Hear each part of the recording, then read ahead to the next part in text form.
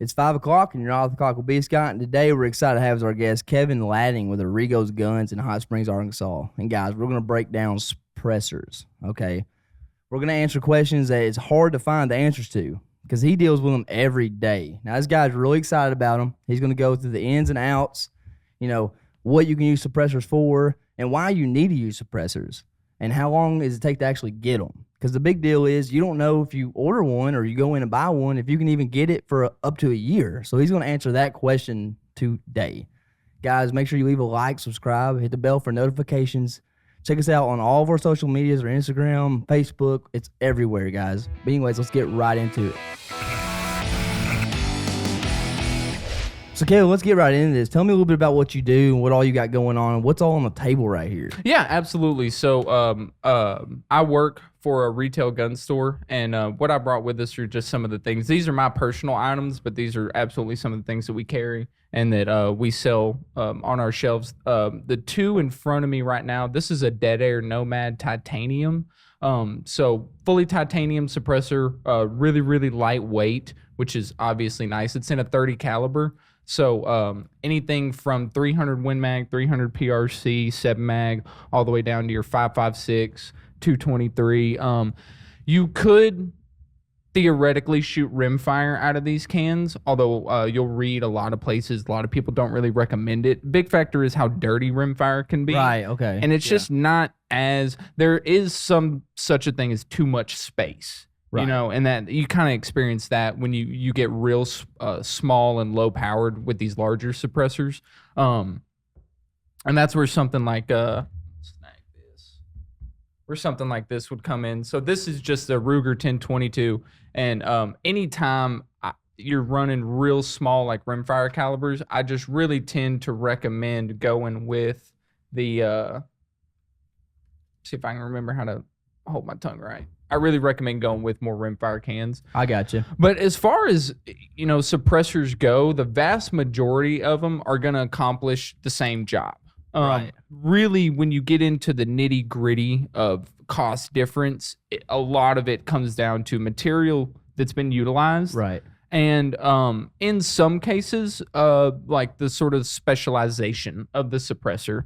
But most suppressors on the market that are reputable and that are something I would sell to somebody are going to be things that are going to pull your firearm below the threshold of 140 decibels. Okay, so anything at 140 and below. Yes, that's really what you want to look for in a can, and that's what, again, most of your good suppressors are going to do, barring your rimfire stuff, because of course they're going to be lower than that, just because even on the high end of like a 22 mag, I think it starts pushing 150 anyway. I got you. So it's easier to suppress that kind of stuff. But so as far as the cost goes, like you're talking about material, so the weight of the suppressor probably has a lot to do with the cost, I would imagine. Absolutely, it certainly can. So Bushmaster, which I didn't bring one of those with me, but they make a full stainless steel 30 caliber and 5.56 caliber cans, and they're great suppressors. They're $400 and $500, or I'm sorry, $500 and $600, $499 and $599. Great cans, heavy as shit.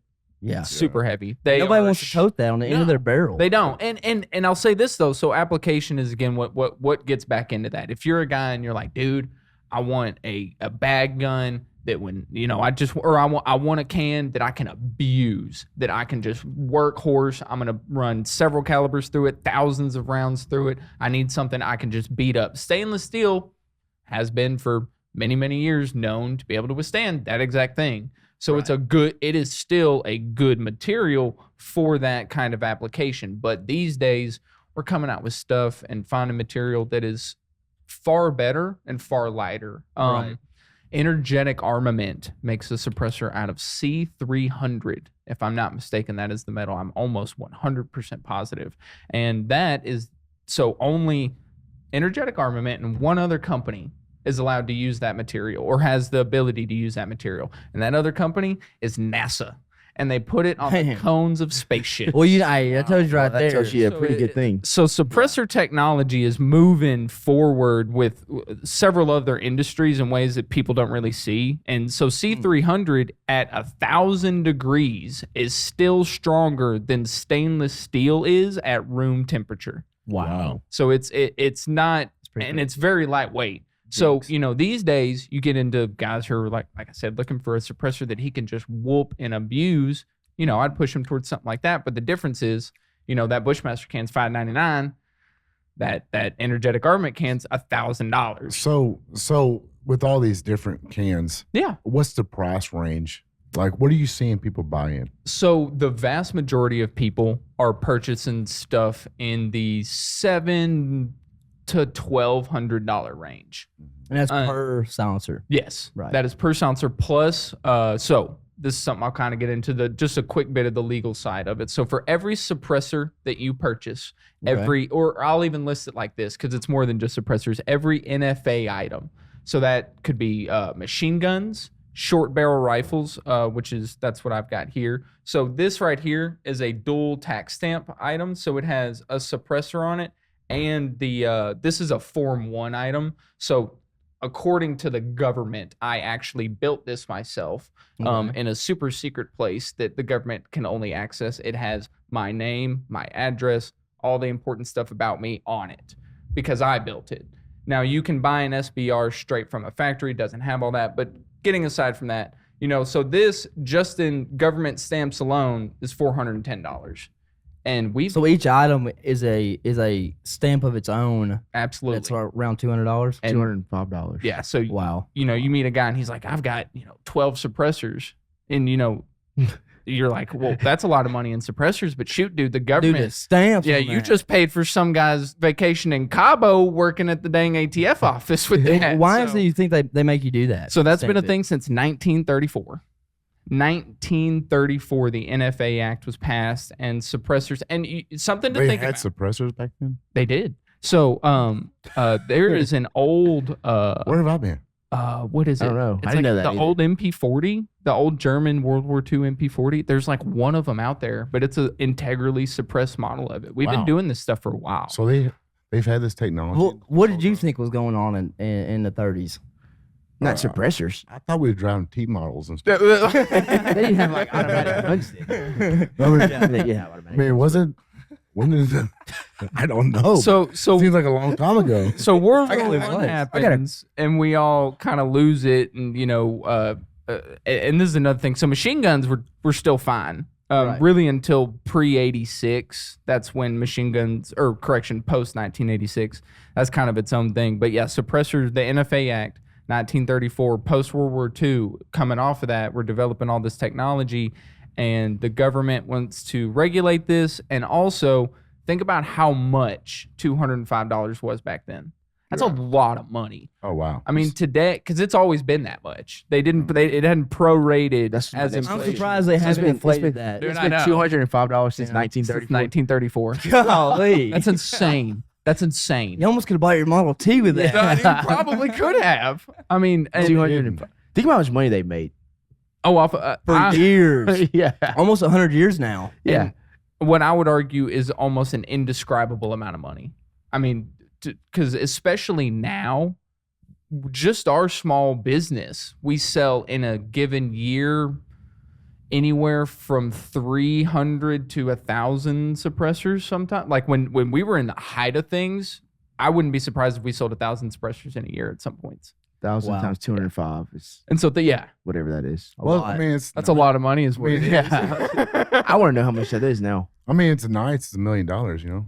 Right. Right. So, you know, it's nice to have one of these when you're going hunting, though, you know? Absolutely. Absolutely. But before we get into hunting, though, how much? What's our lead times on getting one? Like, if you went to your store today and said, you know, I want a suppressor for my, you know, it's whatever. What would you predict the lead times? would That's be? such a setup. That's such a setup question. So your lead time is not anything. I will almost tell you that when you ask me in the store. It's like you really set me up to fail when you ask me that. Yeah. So it's the time it takes. So we go through a website called Silencer Shop. Shout out to them. Shout out to Nick. He's a cool guy down there. They are the liaison for the ATF. I really believe these guys are kind of the forefront at making suppressor purchasing easier. And so you file all your paperwork through them. It's all done digital. Your fingerprints, your photo, your all your DL information, all your personal stuff is saved in their database. It's in conjunction with the ATF. So say your first time buying one, that whole process, getting all that logged, you come into my store, 30 minutes, fingerprinting, shooting, chatting it up, and you're good to go. Buy the suppressor. After about a week, you'll have to do a digital document signature. Same thing as if you're buying a house or buying a car or anything else, getting a loan. You do that, come back and see me. We do what's called certification. Now that's when the wait time starts. So you have an initial week buffer where you're kind of doing paperwork and getting things finalized and taking care of that side of stuff. But once you get past that and it goes to the government, we've had a guy that as little as within 24 hours got his suppressor approved. I have other gentlemen that are waiting 3, 4, and 5 months. So is it the person that's making it slow, or is it like the process or the timing? I mean, is it like times of the month that's better than worse? Or so I'll say this. That is a very excellent question that I think the data for that is really going to come about after this year. I don't think we can rely, because this short time thing has only been something we've been seeing occur since around May, June. Right. So you're looking at less than a half a year since people have been really getting these things back like crazy fast. Maybe a little bit longer than that for some other businesses, but just us personally. So, at the end of this year, I think we might find some patterns like, hey, we noticed during this time of the year, during this parts of the month, when people filed, they got them back quicker, whereas they didn't. But the problem is I don't know if that has to do with manpower at the ATF. Right. That has to do with the fact that you fell on Dave's desk instead of Sheila's desk, or, anything like that. I think a big part of it is it's all an automated system now. And I genuinely think it is just where you fall in line. And you might get hit with a guy who just cranks them out. So this is another thing. The ATF now employs retail call groups to do your paperwork. So I wish I'd have brought a tax stamp. I normally have them I have them like on my phone. But if you look at the bottom of it, it doesn't say like a person's signature anymore. Right. It says member of like the NFA ATF division or ATF NFA division. So you don't even know who signed your paperwork. Right. It's just a member. It is. And I'm not saying that's a bad thing. I think it's great that they're putting more jobs out there so that they can, because they're creating more jobs and they're cranking suppressors out faster. Hell yeah. Like, please, that's awesome. But the problem is it just eliminates the ability for me to know or tell someone like, well, you got yours back faster than your buddy did, but if you look on the paperwork, you went to this guy and you went to this guy.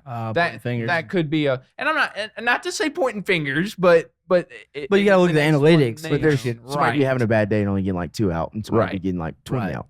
Right. So what is the difference between like a trust application and like individual application? Because I don't even know what the trust application is. Yeah. So there are 2 different types of trusts. For individuals who have, I'll even say this, for people like that have really been into the NFA game for a really long time, they typically have what's called an NFA or a gun trust. And that's arduous. You have to have a lawyer write it up. It takes time, more or less, to get all that done. And in some cases, if you have to talk to an attorney, it takes money. What's it called? So that is an NFA gun trust. So that is a more, not concrete, but I'll say technical form of a trust when it comes to firearms. And that is one that you can, so like these 2 suppressors are under an NFA trust with my family. So these 2 suppressors are under one single trust entity that multiple people can use, and multiple people and multiple items can be held within. Okay, I see. So it's just my family, and that's what a lot of people do. They have kids, and right. Now there is another form of trust that we've been experimenting that suppressor is on.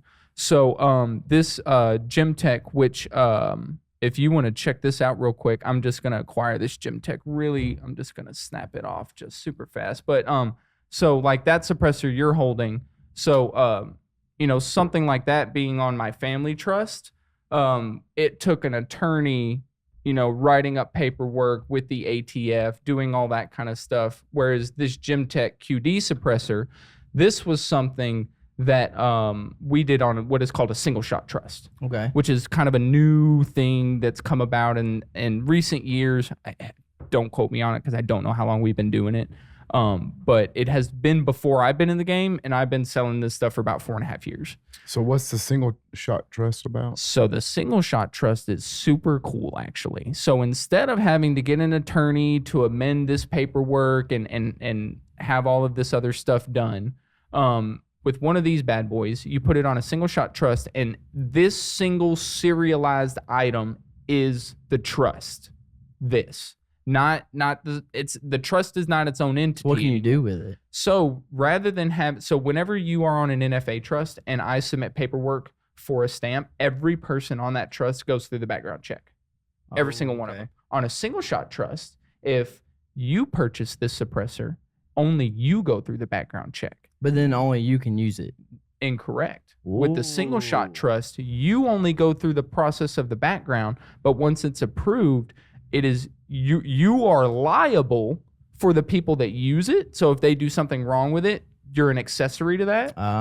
But rather than going through all this other stuff, it comes with 3 documents. And what they are is amendments that have to be notarized. They basically say, hey, I, Kevin, am writing here to say I'll let you use my suppressor for X amount of time. Boom, notarized. I give it to you. You can use it. You don't have to go through the background. You don't have to go through. That's definitely who you give to your tight circle. Yes, absolutely. Yeah. No, I'm not. I ain't letting Jimmy down the road borrow it. No, you know what I mean? No. And especially the fact with it does have to be notarized. Like it's gonna be like a 30-minute process of writing this stuff, and if you meet at the bank, do all this, get it all done. It's gonna be like a slight process, but it's not paying an attorney and having to wait. So that's part of this wait thing. Is when you do an NFA trust, every person has to have their background ran. So that's going to take more time. Whereas this puts more responsibility on the individual citizen, which I'm all for that. Like,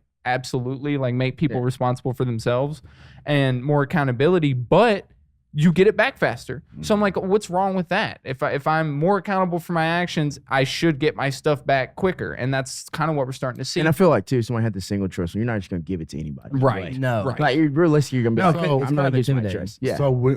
So if I was going to buy one, I need to get this done first and go to your store?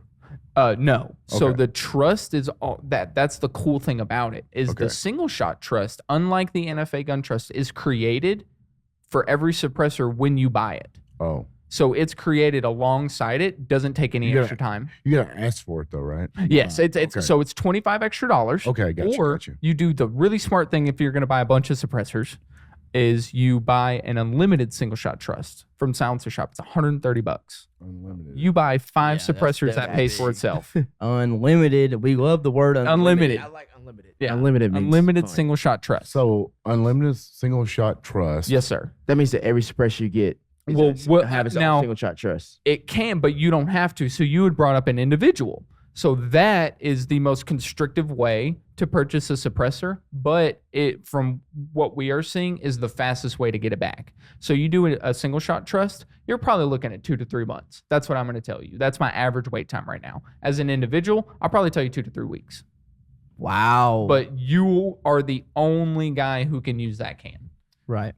Now, your buddies, if they go to Okay. the range with you, or if they are within your supervision, they can utilize it. Otherwise, it's just for you. I got you. Yeah. Which one? I mean, we don't share that. We like to have our own. So if you get a single shot trust, you can get it back quicker when you purchase. yes. Okay, got you.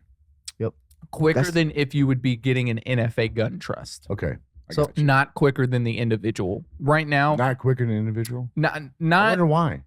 because, and That don't make no because you're sense. still only interviewing one guy. Yeah, that per makes no se. sense. And you're not being interviewed, but like that's just but what I think it is they do more looking socially Oh. And I can't. I have no evidence for this. This But is I just can see people what you're I've saying, though. talked to I can see what you're saying. that have worked for the ATF, that have done these jobs, that have indicated to me that when you do a single shot trust and an NFH, just any trusted item, that they tend to look a little more into you socially. And I don't think it's like this in depth, or you've got some guy like scrolling your Facebook and like making sure, but just seeing, you know, like what organizations you're signed up to and things like that, which is understandable. I'm not saying like if you're signed up to something that is unpleasurable to other people that you're going to get denied. That's not how freedom works. Like that's not how this is. But that I think that is what they are looking more into with this, is like, who is he hanging out with? You know, who are the potential people he might give the suppressor to?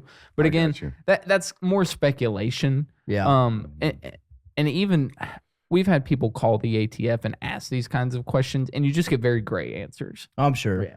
I'm sure. Which I is can imagine the understandable. answers are Absolutely. off paper. Yeah. So I got a question. So you said an individual. So if I bought this 22 with suppressor and I wanted B Scott to use it, I had to be with them. If you do it as an individual, But if I did a sir. single trust thing, I can just be like, he can be like 10 miles, 20 miles, he can be out wherever. of the, He can go wherever he Yeah, wants. Yeah, he can be. Yeah. Okay. Yeah. Pretty much a note, and it has no. Yeah, I have to get notarized that I'm gonna be using it for this amount of time. Gotcha. And really with the single shot trust, I think there is now even a thing where like time limit is you can kind of mark it as unlimited, so to say. Because I know it, with some aspects of it, you have to say like only 30 days, or like you have to have something that indicates a specific amount of time. But I have been told from Silencer Shop, my rep down there, that it seems now you can really lengthen that to almost essentially be like an indefinite amount of time. Is there an amount of times you can give it to somebody? So no, but there are only 6 spaces. So on the back of your tax stamp, there are 6 columns. You're in the first column.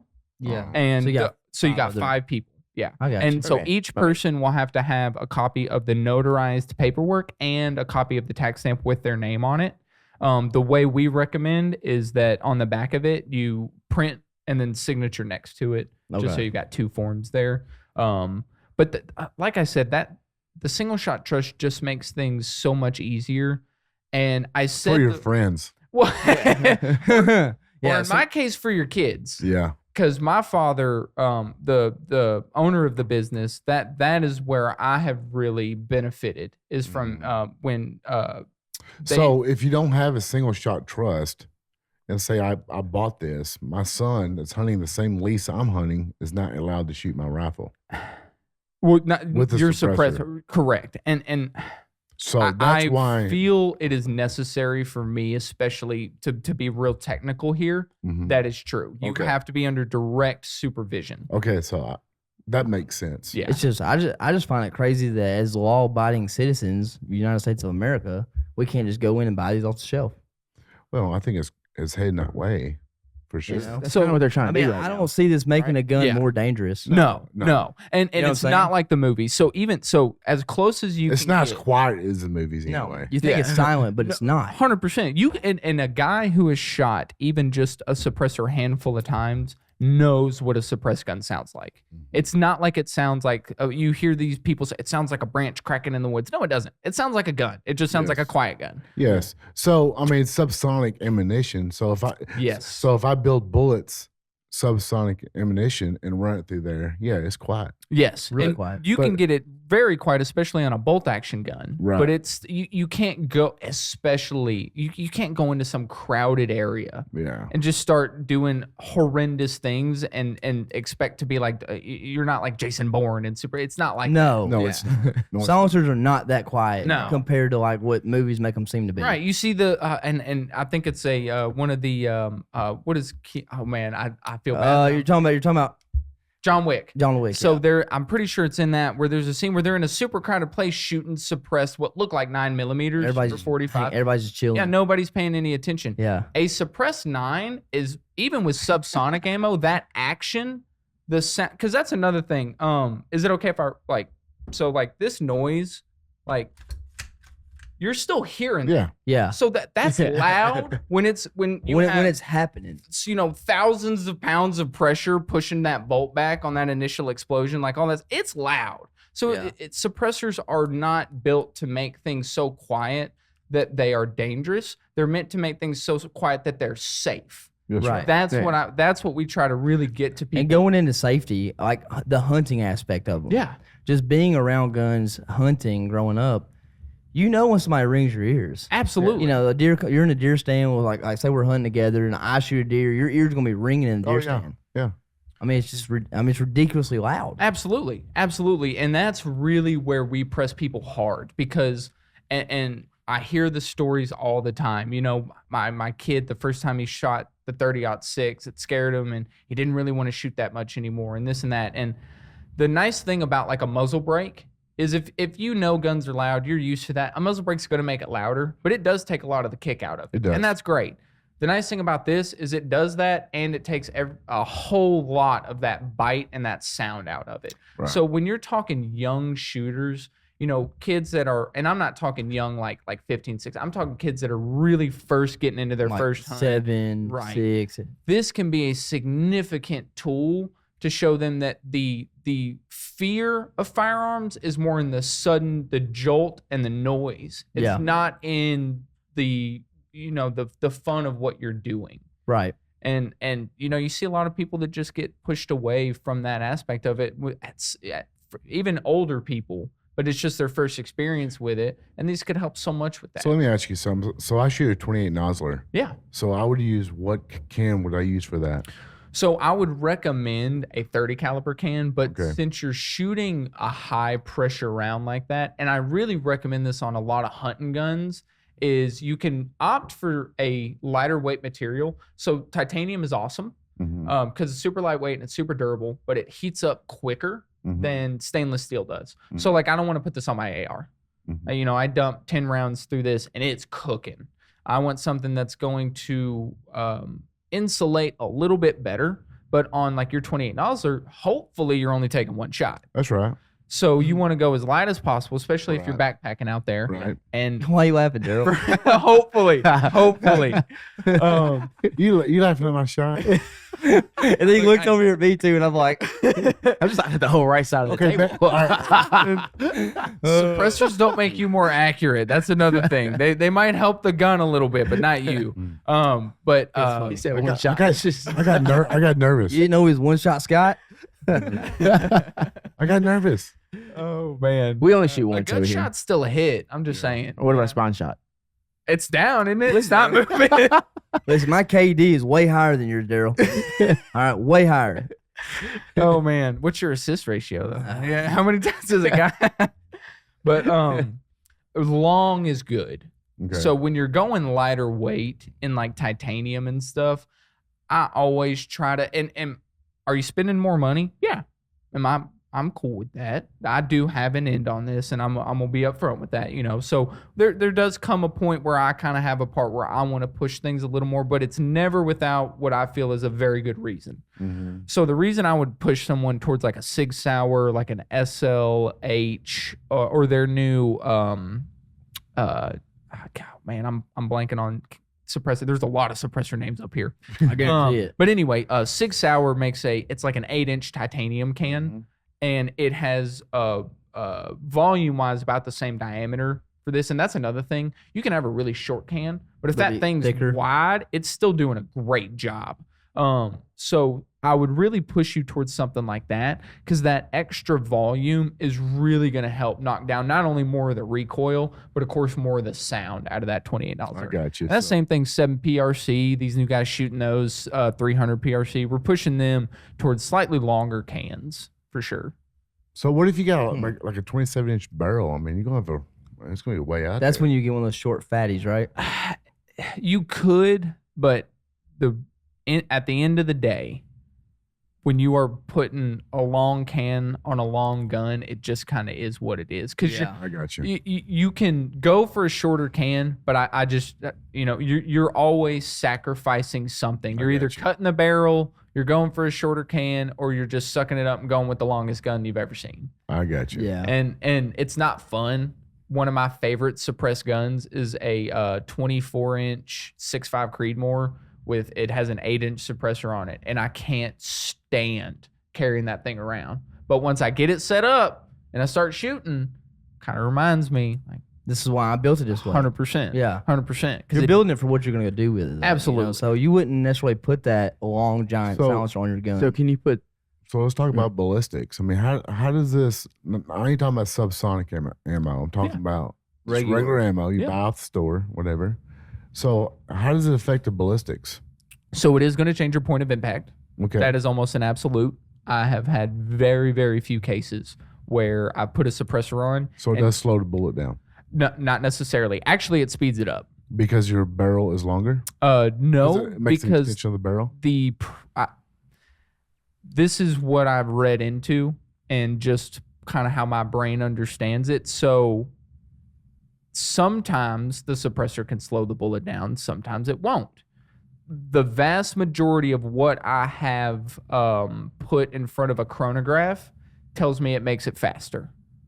On virtually everything I've shot using the same ammo, suppress and unsuppress, makes it go faster. Yeah. Okay. Or makes a bullet faster. Now, it's not always astronomical. It's typically maybe 10 feet per second, 50, on some instances, we've seen like 50 feet per second. Really? Like something where I'm like, holy that's crap. a lot when it comes to a dope chart. It absolutely. So that's where, downrange, it's something like this is going to affect your POI.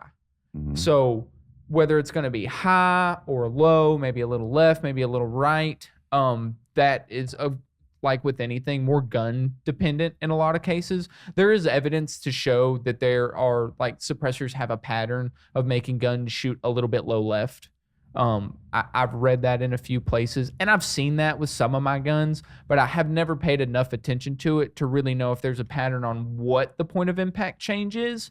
But I would almost always guarantee that, especially on a suppressor that you have to screw and thread. So like this 22 can is threaded onto this barrel. Right. Whereas this Gemtech can, so inside my handguard here is a muzzle device. Mm-hmm. And as you can see, there's no threading inside that suppressor. Yeah. So it uses a quick detach device.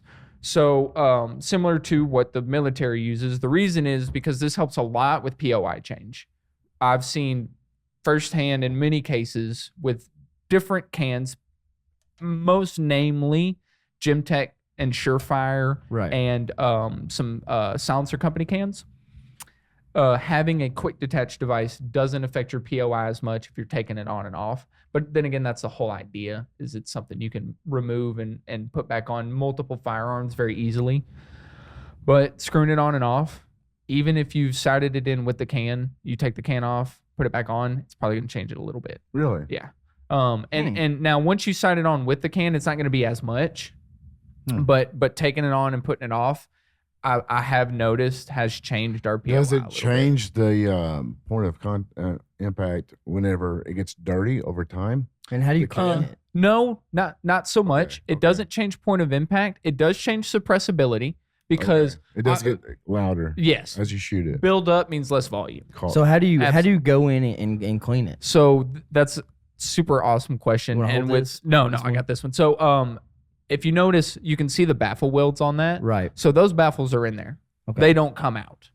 Now, a lot of suppressors, like on this 22 can, it is user serviceable. So with what that essentially means is, let me see.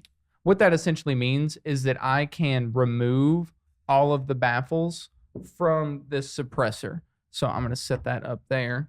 And, oh, crazy. This is not on that anymore. That's wild how that works. So check this out. So these are all my baffles. And do you clean those? Or do you replace them? No. Do you replace them? I don't clean anything. I'm terrible. That's why they're covered in lead. So if you want to have kids, don't touch this. Sorry. So this is a user serviceable suppressor. Let me touch the line. Okay. You want to check it out? You've been looking at the 22 don't need to lick that over there. Yeah, don't lick it. You can touch it. It's fine. No, it is covered in lead though. But give it to him. He'll lose every part of it. Yeah, no, for real. Please don't lose. So So that's a very important thing that you just brought up. This is a suppressor part. You could buy it. No. No. Okay. You lose this, you are super screwed. You might as well have to buy a whole new suppressor. All right, he don't need that part. Okay. I need the one that's welded in.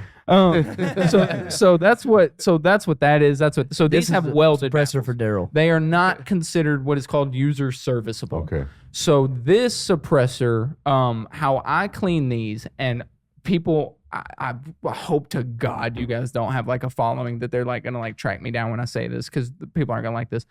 I stick a rag in the end of my suppressor, in one end of it, and in the other end I fill it full of like bore foam and CLP and copper solvent and just a bunch of chemicals and stuff that don't harm, that I've done my research on. They don't harm the metal. So that's another thing. So like you don't want to put a titanium can in a supersonic cleaner. Same way you don't put titanium jewelry in a supersonic cleaner. So all that still applies. But I'm rough on my stuff anyway. I know it's going to get dirty, so I don't do just the best job out there. Supersonic cleaners for suppressors are a godsend. If you are really, really into making sure that your equipment is constantly in tip-top shape, I recommend that's the best way to go about it. That's Daniel, for sure. Absolutely. A supersonic cleaner can be your best friend. When it comes to titanium stuff, you're more limited to what chemical combination can you find that is going to eat away as much as possible. So CLR is a really popular compound. I have a friend that uses it on his 22 suppressors because they're predominantly titanium. And it basically, he throws it in a bucket of CLR, it bubbles up, eats away all the carbon off of and lead off of these baffles. Like you can see that one. I mean, that's pretty disgusting. But it's on there. It's yeah. taped on pretty good. You put this in a bucket of CLR, step away, come back the next morning, it will look brand new. It'll look like that. Which I might end up losing all these, I guess. But you're going to buy a new one. Hey, hopefully not. Well, actually, I say that I'm waiting a couple right now. You know, I figured. I'm about 3 months in, and so and I tell people that all the time. I'm like, it's not a big deal to wait. It's better than what it used to be. You came and see me 5 years ago. You're gonna be waiting over a year, and I tell you that up front. Like it just is what it is. And so you got to pay for it up front too. Oh heck yeah! Yeah. I'm not because I have only ever seen one guy get denied, but you could be that next guy. Yeah. And it's not that you might get denied and we have a problem, but it just helps. You know, everything is an upfront thing when it comes to these suppressors, and that's most businesses, because it's a lot of liability on us to be hanging on to it, hoping that you're going to get approved and get to take it home. So when somebody buys one, and they pick one out, you got to hold it until they get approved? Yes, sir. Okay. Yes, sir. So and that's what I was saying, at points where we were selling, 20, 30 cans a week sometimes. Mm-hmm. We have a cabinet, a locking locker. It's real heavy duty that we keep all our suppressors in. That's purchased. And yes, sir. That are waiting. It's called jail. Suppressor jail. Wow. And what kind of jail? My man, when someone would come to pick theirs up, it might be, I'd have to apologize sometimes. I'd be like, dude, it might take me like 5 or 10 minutes to find this thing. Wow. And what the worst part is, we had a system. And even in the system, there were so many in the approved section that I still was pulling through. And we have a layaway system in our books that keeps names and tabs on everything. But even then, it's a lot to look at. These days, the wait time having come down has helped us considerably. I bet. Because I'm just not hanging less on to inventory. Stuff as long. Right. Less inventory. And see, I would just imagine like putting one up and somebody not getting approved for 6 months and like, I don't know where we put that thing on. So the manufacturer, just, you buy them from them and they ship them straight to you. There's no waiting for you to get them, and then you have them, and then just the selling to retail part takes all the waiting. Yes, but y'all get them as soon as you order them. Not necessarily. So we still have to do the same thing. So we don't pay a tax stamp per. So we're a federal firearms license dealer, an FFL, right? And we have a special occupational tax, an SOT. So that special occupational tax, we pay a hefty fee every year or I think it's every 2 years maybe, to have that, and that is what covers these every time we get them. So I don't pay a $205 tax stamp like civilians have to.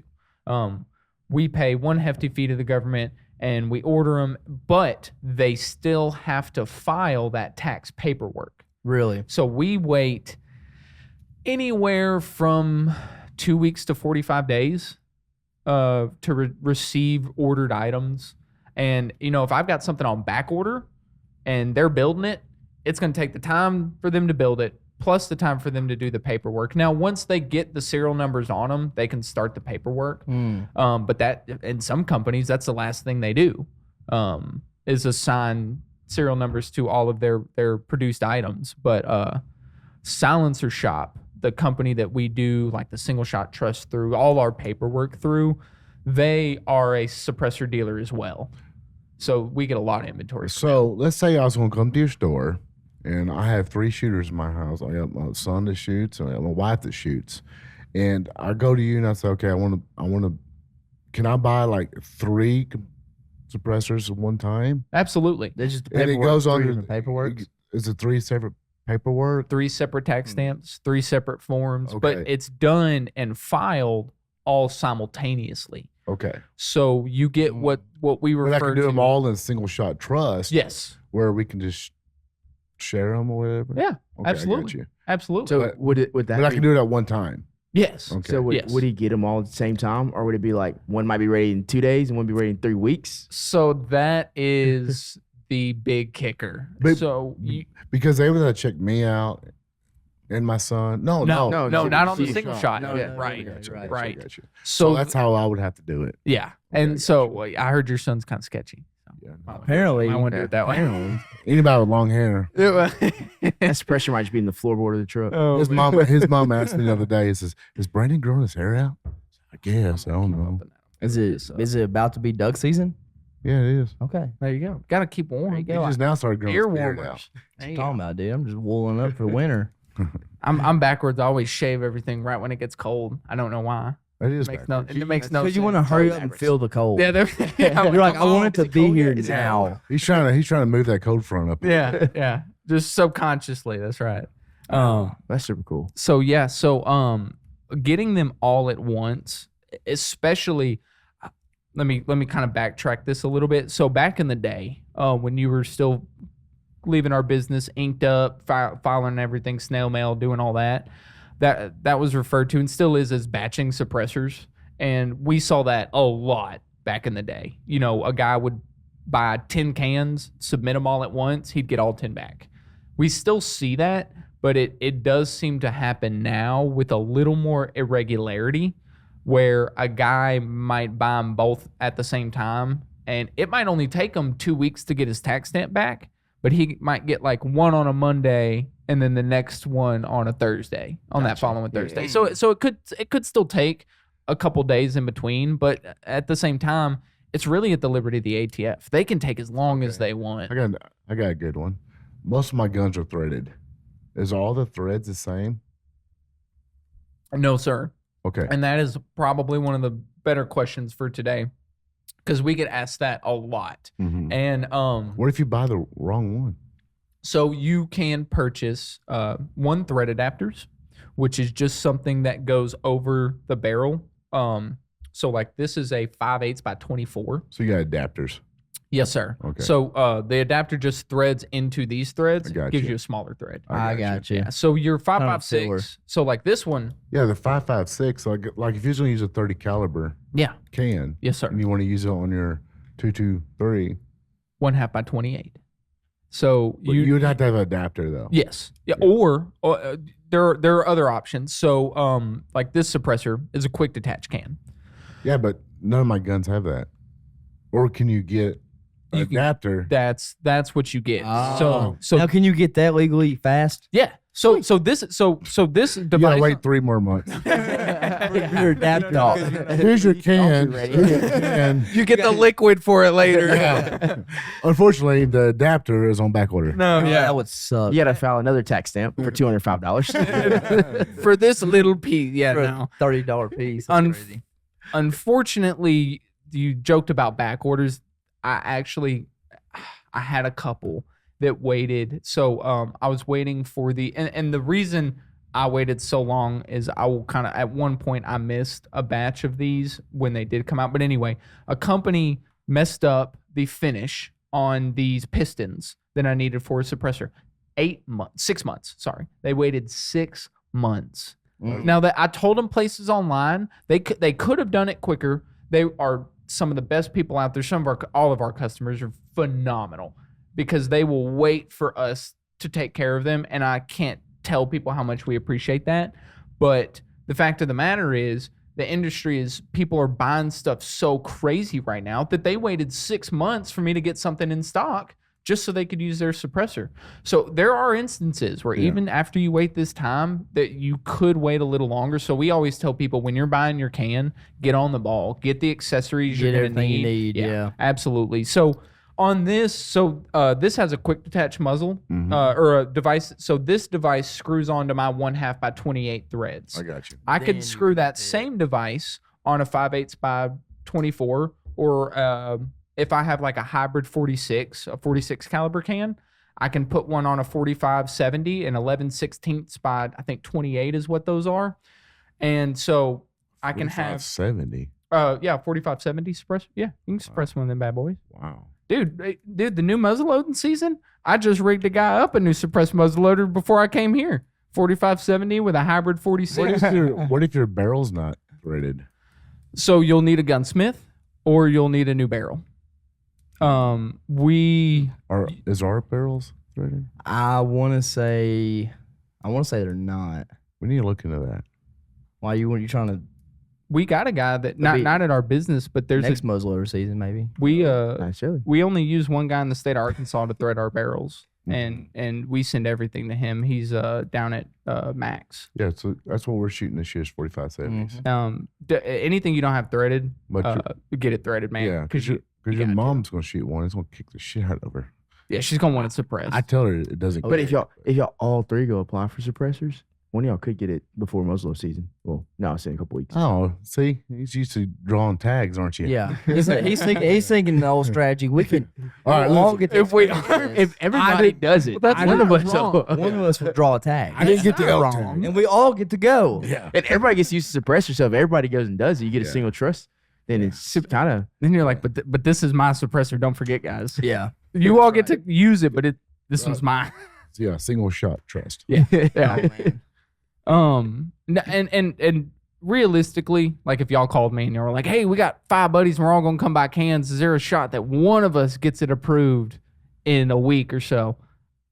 You'd probably catch me and I'd probably be like, I mean, maybe there's a chance. There's a chance, but I wouldn't. Don't bank your whole season on it. You know, I would roll the dice on that. I would roll the dice on that. I mean, if worst comes to worst, you just get after. You still have it. I'll see y'all tomorrow. Then cool. But your mama needs one. She does need one. Oh man, I agree with that. Because I told her don't kick. Because she's worried about. Why'd you tell her that? She's already worried about it kicking her, and I'm like, well, you just wait. It's way too soon to be worrying about it kicking you. Yeah, it's not even season yet. Yeah, we might need to air this podcast after we get the can. Pretend like you didn't know. Well, I didn't know. I learned a lot today. Yeah, I knew very little about the actual details of what's all takes place in these silencers. So, how to get them and all that. I like the titanium can. The titanium cans are great. Yeah, and I also want to. So, with suppressors being really important for your health, of course, the health of your fellow hunters, and just being considerate. It's the ears, man. Yeah, but it's not only the ears. It's not only the ears. And that is something we are only really starting to get a lot of information on. And this study comes from Sig Sauer at the Liberty of the Government. So what they found out is, on this gun right here, this Gemtech suppressor on this gun. What caliber is that? 5.56. Okay. So way much like many of the suppressors in the military and the guns, it is not tuned together. So you get what's called overgassing, which is where you get a heavy amount of blowback pressure and you get things like carbon, gas, brass particulate, unburnt gunpowder, whatever there may be, blown back into your face. That's right. Well, the government came to SIG and was like, hey, man, this is giving a bunch of people cancer. Like, seriously, we have a major issue with our troops. They are getting lung cancer at an alarming rate. And the evidence that we're seeing is that this is from suppressor blowback in their face. This is from guys who are not... Because now, a hunter, something like that, maybe not anything to worry about. Well, but if you're a recreational shooter, you shoot heavily, this is actually seriously about your health at this point. I don't see why they don't make it mandatory for everybody to use one. Well, and not just mandatory using for hearing safe, but now we're seeing a push for companies to be. So what they're calling these are they're called high flow cans or low back pressure, Big high old flow. long cans. Not even necessarily that, which is kind of the beauty of it. Is it's all baffle design. So what it is the way it positions the gas through the suppressor, it redirects the excess gas out the front. So you lose a couple decibels. It is a little bit louder because you're getting more pressure out the front. But you're still getting it's super quiet, and you don't get all that crap in your face. And so where does the gas go once it goes through all those baffles? I mean, it just doesn't most of the time back at you. That's what I'm saying, and that's what I'm most of the time back down the barrel. That's where a lot of it goes, is back in your face. Now you do have a bit that lingers and just hangs out in here, and that's not bad for it. It's not hurting anything if you've got gases that are just because you'll see them after you shoot them. They're smoking, just like your barrel. Easy out Yeah, I seen this one has holes at the end. Yes, sir. So these aren't holes. That's actually just for a wrench. Oh, but that observation, what you would see on a high flow can, those would be bored out. Okay, so when you shoot it out the front. Yes. So when you shoot this can, That's why it shoots, it absorbs, the excess gas comes Pressure. back through the barrel. A lot of it does. So that's why it aids in acts as if like a muzzle brake. Yes. That's why it helps the kick, is because it's actually shooting the pressure back Yes. after the. Yeah. It's redirecting the pressure I was successfully. wondering what you but meant by that. Yeah. The bullet leaves before all that happens. Right. Oh, yeah. Right? Yeah. So when you open your bolt, does it just gush out your bolt? So no. So bolt guns are the exception. I mean, I don't know. I'm just No. So if it was a the only thing that prevents it from that is it's not creating a vacuum. So that because the end of the barrel is still open, no vacuum is created. So you don't get the pressure release like that. But bolt guns don't have blowback because they don't have an action that runs. Right. So you don't get that issue. Now you still can get heavy, on any bolt gun, you're going to get more blowback than you would on any non-bolt gun. Yeah. But your suppressibility is actually better on a bolt gun because you don't have that action making all that noise. So there's give and take when it comes to bolt action versus semi-auto in that respect. But a big thing, and like I was saying, for hunters, why you wouldn't have to worry about that back pressure issue is because you're... Would it leave, being back pressure like that in a bolt action, would it not make your barrel or your gun dirty up really fast?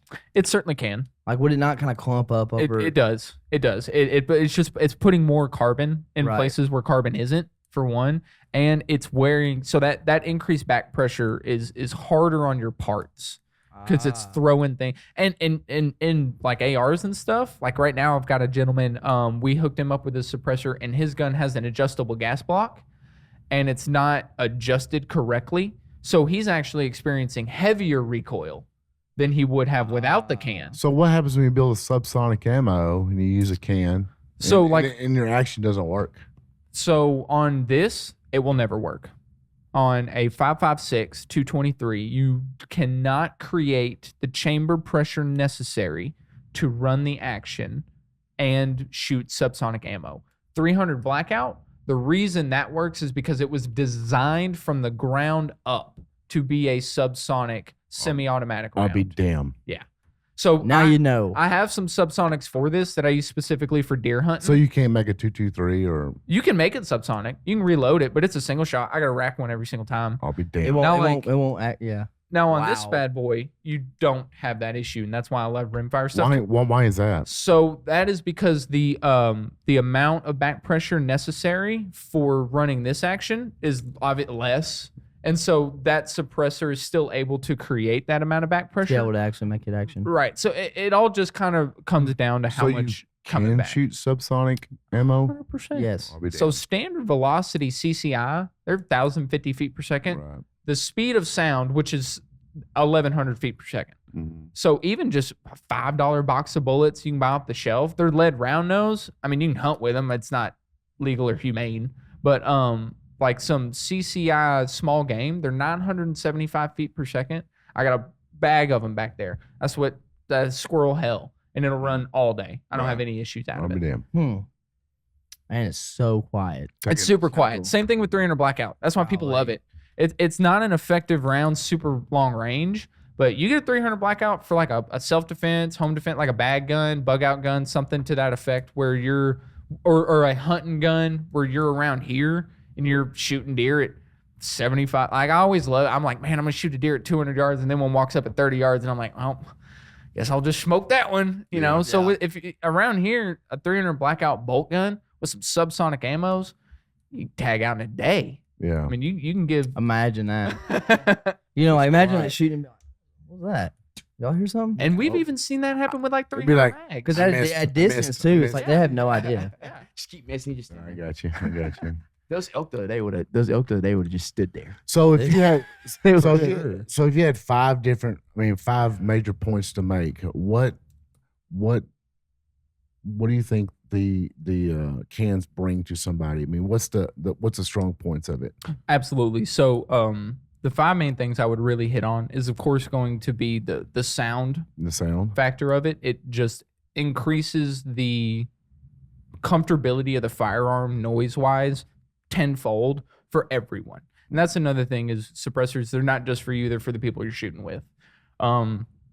2 would definitely be the recoil and just firearm handling mitigation that you get out of it. It just makes every gun, I won't say virtually every gun, you're going to put a can on. Absolutely. It's just going to be more enjoyable to shoot. Mm-hmm. With the recent stuff, I would also, like with this whole low back pressure stuff, I'd also say if you get into the right suppressor, that you're not only looking out for health-wise longevity of your hearing, your fellow shooters' hearing, but also your internal health. Right. You get the right can, you're looking after your lungs and your breathing and all of that. And then really the other 2 things that I guess I tend to harp on is the investment aspect of it. A lot of people think these are very like limited, that like you only get 10,000 rounds out of it. Like I'm still using suppressors that my father bought in the early 2000s that are still, I mean, just they've been ran on belt-fed machine guns. I mean, we've gotten to experiment with them, and they're phenomenal. They're not as quiet as some of the newer stuff. They still work. The technology's gotten better. Oh yeah, yeah. Right. Baffle design. That's all it is. Volume and baffle design is what's really improved everything. Material too, probably. I'm sure. Oh yeah, yeah. So Inconel is that is the #1 material I believe now used in suppressors is Inconel, cobalt 6, and stainless steel. And Inconel is, I don't know if y'all know anyone that works with metal or does any welding. Is that? It is not heat resistant. It is what my welder referred to as damn near heat impervious. He said it is one of the strongest and most heat resistant materials that you can do stuff with. Can we get that in aluminum? I mean, we need aluminum stuff like that. Yeah, we need some space age aluminum here. So the nice thing about Inconel is weight wise. What is it? It's a metal. It's a metal. So I know it's a metal, but is it more like steel? I would say it's almost like a mixture of steel and titanium. Okay. It's really strong, really lightweight.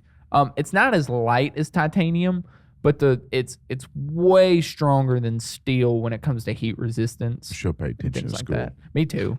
Because I sell all this stuff on these people, and they ask me technical questions like that, like what is Inconel? And I'm like, a metal. It's like super. I'm like, what do you think it is? I don't know. They dig it up. I mean, right? They pull a periodic table up. It's right about here. They dig it up just for suppressors. Yeah, that's all it's good for. Periodic table. No, but Inconel is that's the biggest thing that people are using these days. That's like all these. So Sig Sauer got the deal for all the Army's new guns. That's what all their suppressors are made of. So oh, wow. It's just a extremely durable material. It's really good for what they're using it for. And getting at my point, it's going to outlive you. The can's going to outlive you. So when you say durable, what are you talking about? Okay, like, so honestly, so like this titanium can, right? If I just absolutely dump like a 20 or 30 round mag through this, it getting titanium that hot can make it more fragile. So it breaks? It can. Oh shit! You can experience cracks, hairline fractures, gotcha. things like that that compromise the integrity of it. So that's what you're saying, durable. Durability. That's a lot of it is getting it to a point of heat and strain where it could compromise the integrity of the suppressor. And I'm guessing he's probably like one of them warranty item. Oh, 100%. Oh, you can warranty? Yeah, Dead Air is one of my favorite companies. They told me, and I'm telling everybody this now, so it's going out there. They warranty stupid. And I was like, that's the best thing ever. So if you look at this suppressor carefully, very, very carefully, you'll see a nick. Say that? Yeah, that's what I've seen that nick. So if you see that nick on there, which I don't know if it'll focus, but there's a small little nick at the bottom of here that you can just barely see. That is me being stupid. That was almost detrimental. I'm really glad I noticed it. So I'm shooting long range, and with a different, I think I had a different gun than this one at the time. And this is a good lesson for everybody. Your suppressor as you're shooting it can come loose. Now, this is not me advocating Loctiting your suppressor onto your gun. Now, if it's staying there forever, rock set that thing on there and let it ride. But otherwise, don't put any rock material on it. Just torque it appropriately. But as you're shooting, and that's what these are good for, reach up and check it. Now, if it doesn't have one of these on there, you're going to get third-degree burns, and don't blame me for that. But that's what this sleeve is for. So these are designed to help contain that heat. So you got one of these on there. As you're shooting, reach up, check it. So I noticed I was slinging shots way low. Way, way low. Like something's really wrong right now. Yeah. So I stopped. I reach up, and I noticed this bad boy's wiggling around. And I was hitting the top of this, just barely nicking it, and it was throwing my shot at 400 yards. I was about 12 feet low from my point of aim. And you're like, Can I see it? You're like, Yeah, wait a absolutely. minute. Yeah, you can just barely see that little nick on it. Oh, I see it. Yeah. And now, one of my favorite stories is, which I'm not going to shout these guys out because they kind of irritated me with this whole thing because they didn't warranty stupid and they tried to blame me for it. So quick detach stuff is not always fail proof. That is another thing to keep in mind. And when you have QD failure, like if you have a QD failure with a Dead Air quick detach system, they're going to fix it. Right. You have one with silencer code, they're going to fix it. Not everybody's like that. I had one can that I had on a 308, a very nice one, and I launched that thing probably 20 feet down to a fence line of a buddies of mine. We were shooting at a target, doing more long range shooting, and we walked down there and we pick it up, and I shook it. It's a Maraca. Oh, I mean, wow. it's just full of metal. I knew it was just Shredded. screwed up. And I called the company, and after a little bit of arguing, not really, that they eventually, but they gave me a little grief. They were like, "This sounds like a you issue," and I was like, "Dude, I've had this thing 2 weeks. I don't think it's a That's me what issue." they all say. I mean, Get I live, swear, man. Daddy, man. I just swear I just put the boat in the water. Yeah, that's it, man. That's it. But even the companies that might give you a little grief, might say, man, that sounds like a real personal problem. I know. They're going to be good to you. Yeah. Because suppressors, that's one of the points they're an investment. Mhm. It's not just something for you. And that's the kind of the trust thing again, it's looking into who you want to benefit from this in the long run. So, Right. and this is another thing. You don't have to put it on a trust for other people to benefit when you die. So when you pass away, you do get a one-time transfer. It is just really up to the person that you want it to go to do that paperwork. But even if it's filed as an individual, someone still has the opportunity to receive it once you pass. So there are some nice things, some fail safes that kind of go into all that. But yeah. So you would highly recommend this if somebody was shooting target shooting Just or just shooting in general. I mean, especially if you shoot over and over and over and over. Yeah, absolutely. But Yeah. even if you're just a hunter, Yeah. I mean, if you're a guy in a box stand, It's so loud. with Box even more if you- convenient than having like muffs on you all the time. Or Absolutely. just having them around where you gotta like put them on while the deer's out there. I mean, nobody wants to do that.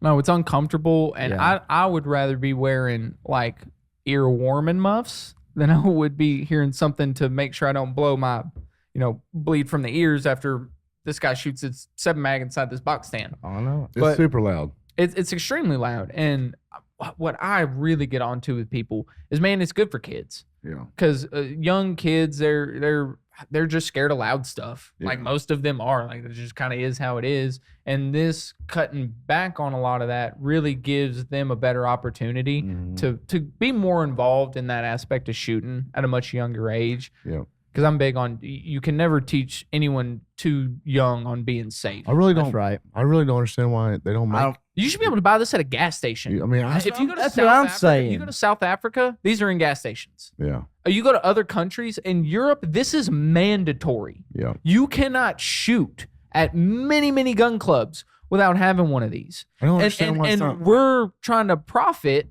off of people. I'm glad you brought that up. Absolutely. Because that's what it sounds like. That's to exactly me. what it is. That's bullshit. That's exactly what it is. Same thing with this.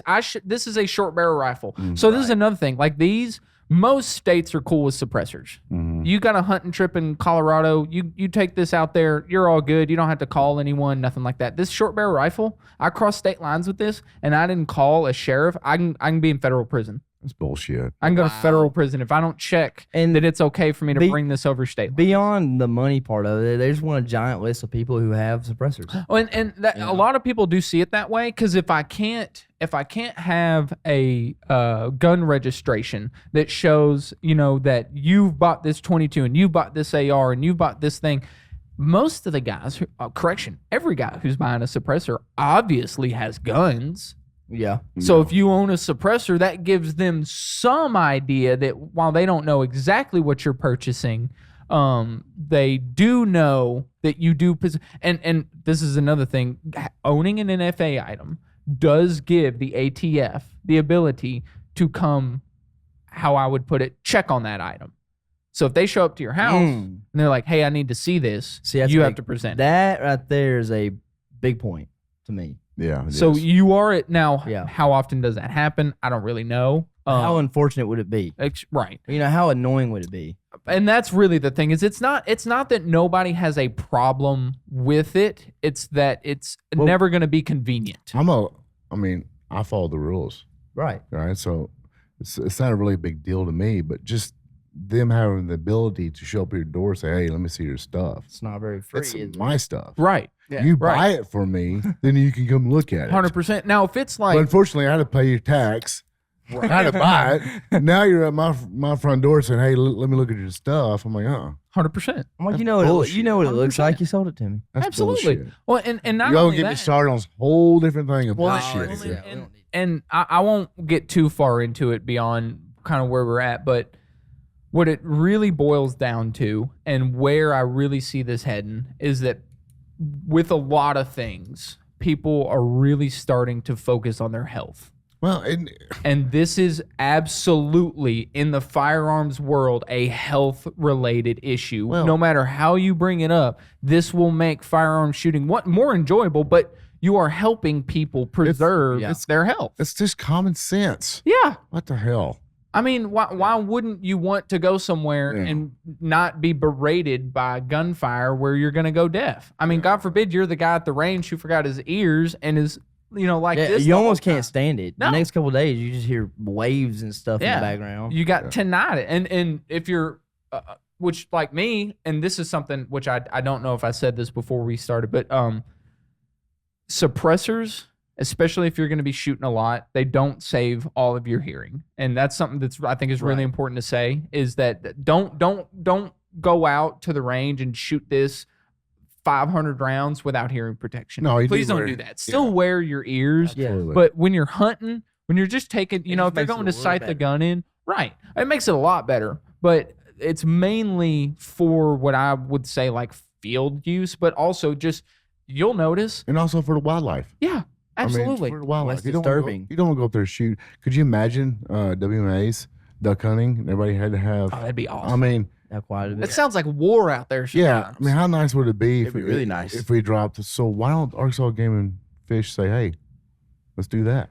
And then I'm glad you brought that up, actually, because there's a guy who has a man. I'm really bad with remembering stuff today. This is like the worst day to be that way. I apologize. But there is a gentleman who did some research on his own land. I believe this was in Texas. And he showed he had like pressure zones that were on his property where more deer are, less deer are from hunting. Right. And Noise. he started using suppressors, and with very clear evidence to show that suppressor use directly correlates with decreasing pressure zones. Absolutely. I could. So 100%. you just get more wildlife through there as well. Absolutely. It makes sense. Absolutely. Makes perfect sense. That's why it's Absolutely. not legal, because it makes sense. And people say, That's oh, right. the wildlife get Yeah. used to us shooting and this and that. No, they don't. Yeah. If they got used to us shooting, there'd be deer in the middle of the city walking around while you're driving your car. They don't get used to it. They go somewhere else. Right. And so it's no 100%. different. But no, it all comes down to just preserving, whether it's you, wildlife, I mean, your firearm, your kids' hearing. I mean, there's a lot that goes into It just makes sense. And it should be, Absolutely. and hopefully one day you'll be able to just walk in and buy them. I need that. I need the picture of this and a shirt and you holding it. It just makes sense. Yeah, it just makes It sense. just It's makes common sense. sense. It I mean, just makes It sense. just makes can we pass a new bill? Yeah, Common it sense just bill. makes sense, Bill. Common sense Just makes bill. sense. Can we just pass Absolutely. that bill, A lot please? of I think we'd have to kick a lot of people out. Well, that's what needs to happen. Drain the swamp for real, for real. I mean, Common yeah. sense. Everybody runs away from it. 100%. What's Well, common sense? It's the same with anything. The people who are passing these laws aren't the people that are shooting suppressed guns. Hell no. You're not the guy. I'm not shooting guns in general. No, shit, no. Shit, no. So and if we're gonna get, man, go to your local elections. Yeah. Like, vote. Freaking have a say, because that's where this is gonna start. We gotta get a really heavy suppressor beneficial bill supported and through to the Fifth Circuit. So the Fifth Circuit Court, that's where a lot of this gun stuff Yeah. kind of happens. They're Yeah. kind of the main guy. And the Hearing Protection Act was about as close as we've gotten. It needs and to hurry we up. fumbled that. That was bad. That was just not good lawmaking. That wasn't written very well. There were a lot of things in there that people pulled out.